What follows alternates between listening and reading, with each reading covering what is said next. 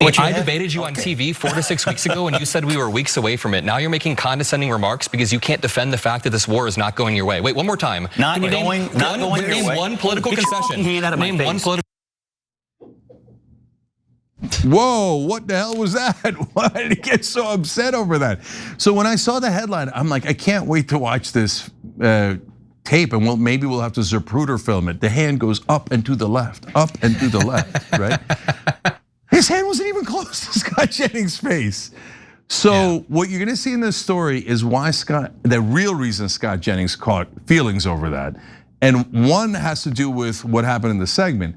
The other has to do with something that didn't happen on that set at all. It's actually something that was related to a guy we had on the show yesterday. Interesting. Let's find out. Fascinating, yes. Okay, so that was yesterday's edition of CNN NewsNight where Scott Jennings was having a difficult time. Cenk is probably in this segment gonna be pretty critical of Scott Jennings. I'm gonna try to balance things out by pointing out that Scott Jennings was forced to sit next to Adam Mockler, who's not only a good debater, but definitely has the vibe of a person who randomly punches people without any notice whatsoever. So Scott Jennings had probably been terrified for some time. He'd already voided his bladder an hour earlier, and at any second he might get hit by Adam Mockler. So anyway, I don't know if it's something happening at home that's bothering him, why he's so easily triggered Scott Jennings, but it was a bad day for him. And not just because of the fear of physical violence, he also did a really bad job of making his case, or I should say, making Donald Trump's case, because Scott Jennings is not contractually allowed to have his own opinions. Anyway, let's go back to Adam Mockler and the case that he wants to make with rhetoric, not with fisticuffs. Here he is. Donald Trump is very impressive. He's taken his two largest campaign promises, no new wars and lower prices, ending inflation, and he's messed both of them up. He started a new war that spiked inflation, and now this war is actively failing. An interesting statistic is that Americans have spent collectively $23 billion extra on the gas pump. And that's money that could have gone towards daycare, towards childcare. We'll sit here and you'll laugh at Americans spending money, but the reality is we are failing this war. The purpose of a war is to extract political concessions from the enemy. Can you name a single political concession we've gotten from them? Anything at all? Or are you talking about any political concession? Because you can't name one. So here's what we're doing. No political concessions. When you get up past your bedtime, you get hyper. Here's the deal. What is the idea that Adam Mockler's really young is supposed to undercut his point? It just makes you look even worse vis-a-vis Adam Mockler, that he made a great point. He could have gone even further. I mean, he could have thrown in that Donald Trump implied that he was going to bring to justice the worst sexual predator of American history, and instead it was exposed how compromised he was by that same network of potential blackmail. But he brought up the war, he brought up the inflation. Those are both devastating points. And Scott Jennings' entire reason for being is to go up there and just say what, I don't know, Carolyn Levitt will say the next day, and he had nothing. He had nothing, okay? He's gonna try, I guess. Why don't we hear a little bit from him? We have a clear issue here. We have a clear issue here. No nuclear weapons for the largest state sponsor of terrorism in the world. Period, full stop. The president believes, and he may be right. I spoke to a retired Rear Admiral today, Mark Montgomery, who's at the Foundation for Defense of Democracies. They think the blockade is actually more effective than the military campaign. And a little patience on the blockade here, where we cripple the Iranian economy, where we kill their currency, which is happening as we speak, where we put pressure on China because they need to get their oil flowing again. A little bit of patience right here, not bombs, but patience on a naval blockade could get the outcome you want, which is no nuclear weapons for the largest state sponsor of terror. You've been saying this for 8 weeks, and we are now past the 4 to 6 week deadline. Where is the enriched uranium right now? It's under rubble. Where is it right now? In the United States or Iran? Iran still has the enriched uranium. They still have the scientists scattered across their country, and they have all of the blueprints in the cloud. And obviously we'd all be better off if the JCPOA had never been taken away. And yeah, that was pathetic. That was facile. It was just, he's got nothing. Donald Trump did not campaign, Cenk, on no nuclear weapons for Iran, and I will do or kill anyone I need to make sure that doesn't happen. I'll go to war if I have to. I'll tank the economy if I have to. That is not what he campaigned on, because had he tried to campaign in that way, he would not be president right now. Scott Jennings, of course, on some level knows that, but his job requires him to pretend to not understand it. What do you think? Yeah, so Scott Jennings is a fascinating caricature on television, right? So he has to both be completely wrong and completely condescending at the same time. It's a tough act to pull off. So big ups to Scott. So he's like, everybody knows this is about nuclear enrichment. Did you know that? They're not allowed to have nukes. Hey, brother, I know. Yes, again, sorry, older voters and viewers, this is not about you, okay? But people who are watching cable news are, like, on average, about 70 years old. And so, although I don't know why they haven't caught on, from the time you were 30 to the time you're 70, Israel's been telling us that Iran is about to have a nuke in a couple of weeks. And they still believe it, right? So I guess that's why he's saying it on CNN, but no one else believes that. That is the most ridiculous. Oh, they're about to have nukes, and Saddam has weapons of mass destruction. It's not because they're the top enemy of Israel, not at all. No, do you want him to have a nuke? Okay, come on, man. This is some Condoleezza Rice throwback nonsense, okay? So it's embarrassing. So, and then, we're winning. What are we winning? Oh, the blockade is working. Working for what? Is our gas prices lower? What does it mean that it's winning and it's working?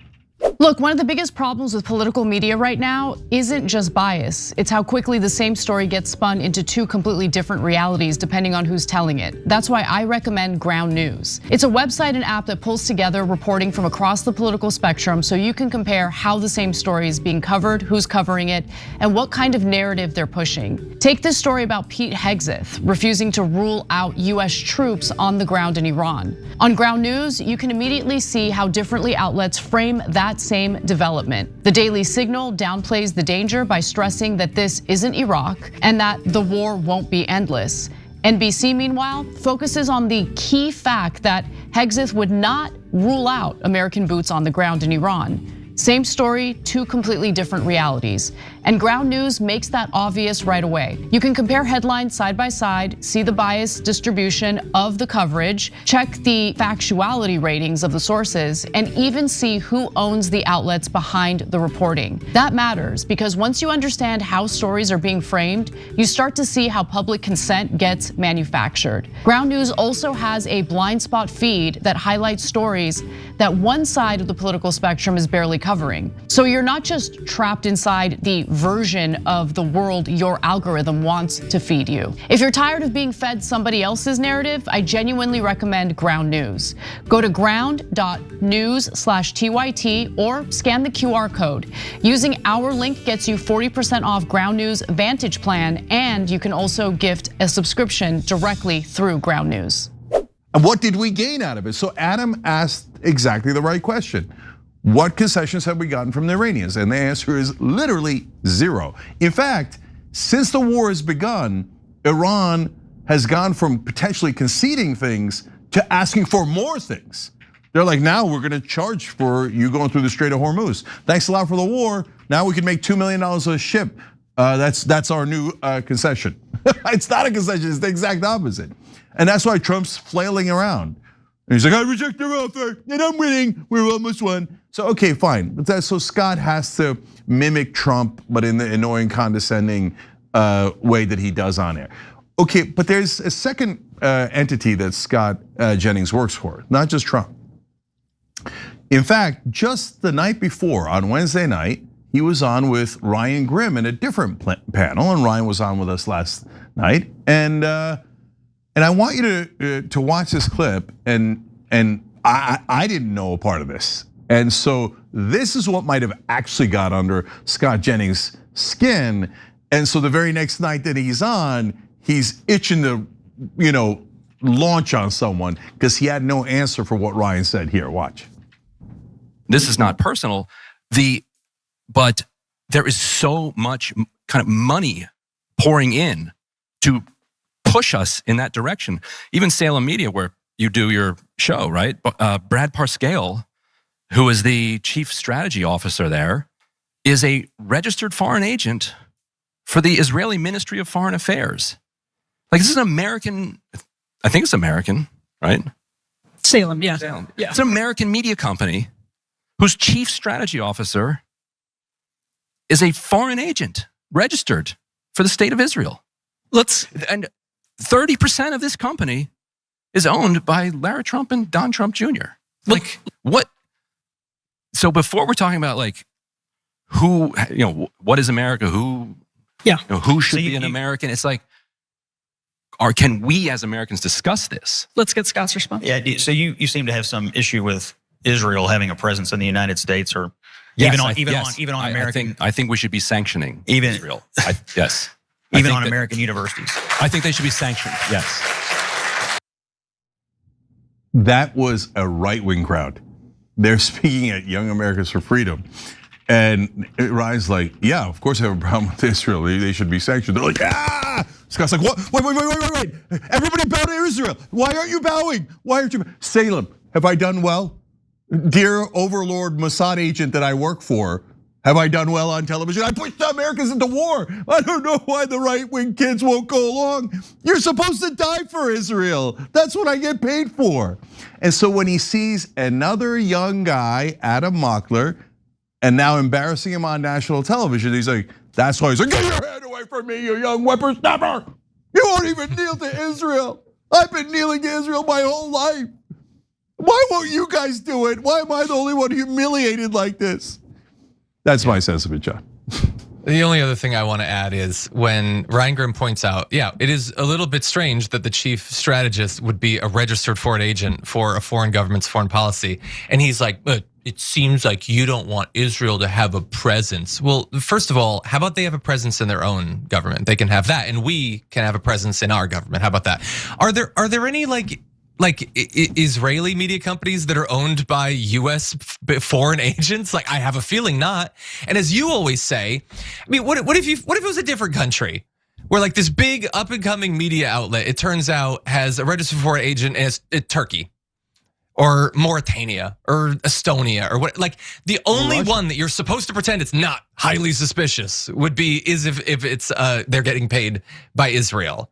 And he has to, again, it's just, he pretends so much. It's gotta be so exhausting to be him, to never be able to say anything you authentically to believe, to constantly have to remember the long list of things that the person who pays your checks forces you to say and forces you to pretend is reasonable. It's gotta be exhausting. Okay, last thing. It's like, John, I'll run with your analogy, right? Like Kazakhstan gives money to 94% of our Congress. And Kazakhstan has gotten us to invade Tajikistan, Turkmenistan, Kyrgyzstan, right? And they're like, no, it's a coincidence. And Kazakhstan's gotten $300 billion from us. Then Kazakhstan does a genocide. We go, please. Both the Democratic president and the Republican president say, please let us pay for the murder of all those Tajiks, right? It's our pleasure, it's our honor to do it. And then Kazakhstan loyalists have bought off like 80% of our media, have foreign agents running radio stations, etc. And then somebody goes, oh, so you got an issue with people from Kazakhstan? No, brother, I have an issue with Kazakhs. My issue is that in that analogy, they bought our entire government and our media and are driving us to spend trillions of dollars for their maniacal wars. And if you can't understand, it's Scott Jennings, of course understands that. He's a bought bitch. That's why he's like, oh, no, are you an anti-Semite? Did I do well, daddy? Did I do well, daddy? Did I get my check, daddy? Where's Israel's foreign agent? I need to report to him. Yeah, that's what we have a problem with, Scott. 100%. Every time you ring the bell below, an angel gets his wings. Totally not true, but it does keep you updated on our live shows.